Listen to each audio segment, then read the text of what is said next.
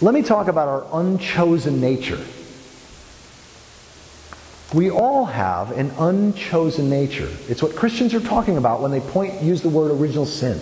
It's about what Jews, Christians, and Muslims are talking about when they're pointing to the fall. That is, we all have aspects of ourselves that we didn't choose. We just find ourselves. For example, who of us in this room chooses to be attracted to foods that have sugars, salts, and fats?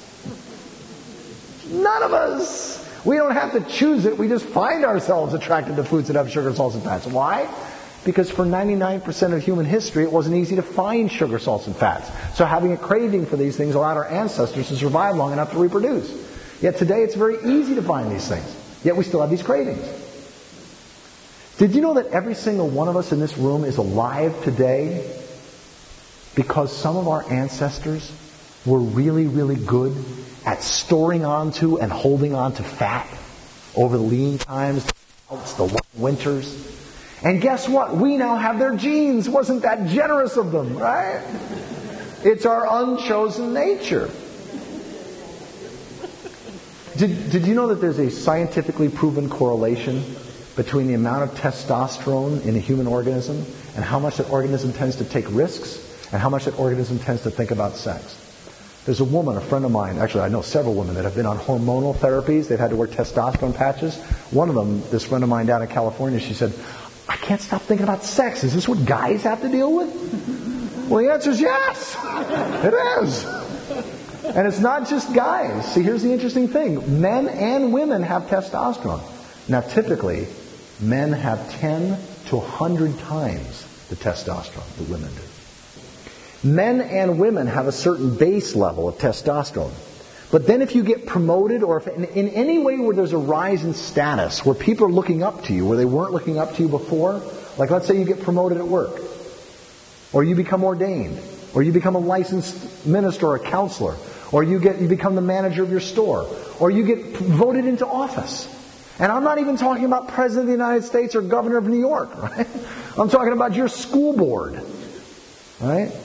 In any way where there's a rise in status, where people are looking up to you where they weren't looking up to you before, your testosterone levels, men and women, will not only rise, but in many cases will shoot up. Now, if you don't know this, if you don't understand what's going on, remember what you will always do is you will always interpret it somehow.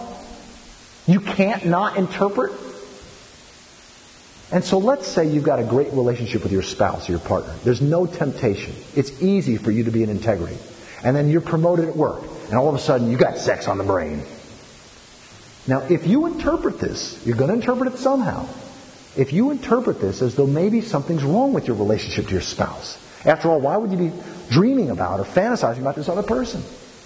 Or if you're a real spiritual type and you pray about it, and you convince yourself that God's will is for you to connect with Sarah Jane over here. Or if you interpret this as though you're simply fundamentally sinful or evil or flawed.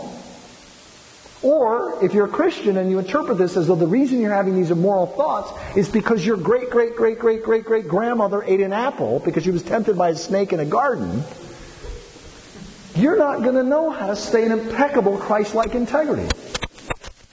Not going to have the self-knowledge nor the tools to stay in the only way to have freedom around our unchosen nature, which is what I call Christ-like integrity.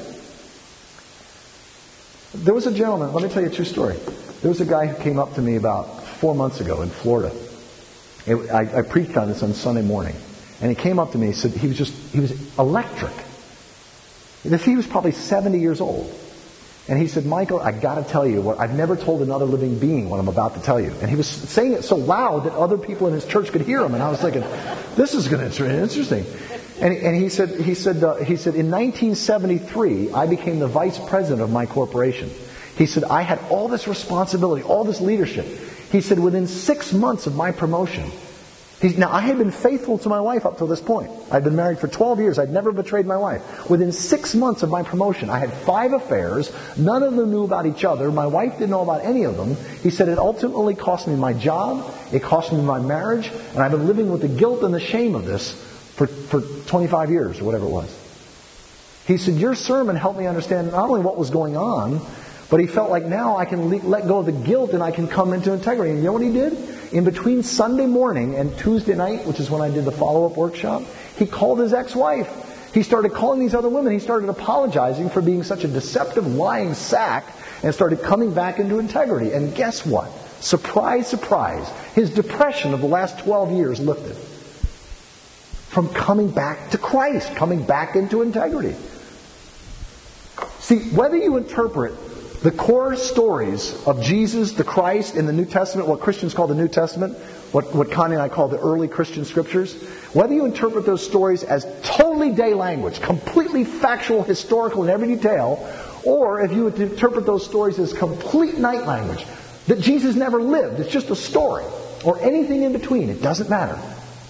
If you take a straightforward reading of those stories, just the figure of Jesus the Christ is the incarnation, the embodiment of what I call the DNA of deep integrity. The fourfold DNA of evolutionary integrity. Humility or faith or trust, it's the opposite of arrogance and fear. It's the stance towards life that's open-hearted and open-handed. Again, the story of Jesus, he was always giving credit to God. He was, not me, it's the Father. It's not me, it's the Father. Okay? Humility or trust or faith. The second is authenticity. Being authentic, being real. It's the opposite of denial and deception. It's being real, being authentic. Truly expressing what there is for you. Truly expressing your gifts and your truth. They killed Jesus for that. He was so authentic. The third is responsibility. It's stopping playing the blame game, judging others outside you for your life being the way that it is, and taking responsibility for your life, and also taking responsibility for the wake that you've left. We've all, just by following our instincts, by doing what's natural, we've all left a wake. And when we clean up that wake, joy, energy is released. For those of you that are familiar with the 12-step program, it's the 8th and 9th steps. And then finally, serving a larger purpose, serving God's will, serving something larger than your animal needs. And those four, trust, authenticity, responsibility, and service, are the essence of Jesus the Christ, his mission, who he was, who he incarnated, and it's also the core of the 12-step program, it's the core of virtually every religious tradition. It's not a coincidence that those four are the only way that you're going to have freedom around these parts of your nature, is to grow in Christ. You would not expect an alligator or a bear or an elephant to go counter to its instincts very easily. And it'd be really tough for an animal to go counter to its instincts, right? Yet we're expected to go counter to our instincts every day. Okay, confession time. As a high testosterone alpha male type, my instincts are to mate it if it moves. And yet if I act on my instincts, my marriage goes down the tubes, my mission, my ministry goes down the tubes, I destroy my life by simply doing what's instinctual. This perspective offers deep freedom. This picture was taken by a friend of mine. This is my friend's daughter. This is at a zoo. There's a plate glass between these two. But look at the eyes here. Look at the face. I love it.